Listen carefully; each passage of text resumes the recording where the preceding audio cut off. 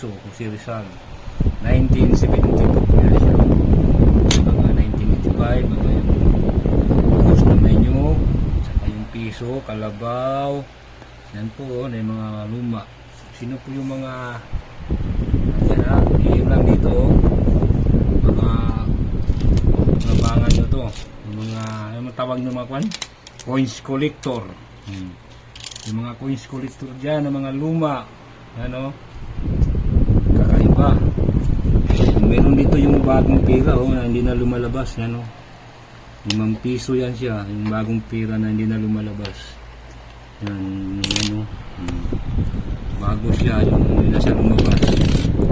Saglit lang siya, piso.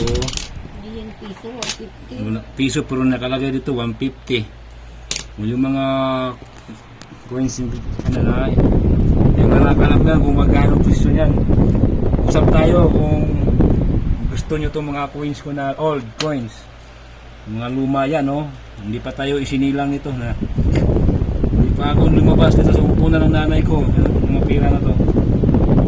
Yan, yung mga coins collector. DM lang kayo dito. Yan, ano itong mga coins na to, baka kayo lang pa. Ayun na po bahala sa presyo, usap tayo. Yan, marami yan. Hindi na ito isama itong isa. Marami po yan, no? Ayun lang dito na iimukan lang na nadudumihan lang siya, oh, yung may ako. Yan, 1972 yan, oh, si Rizal, piso.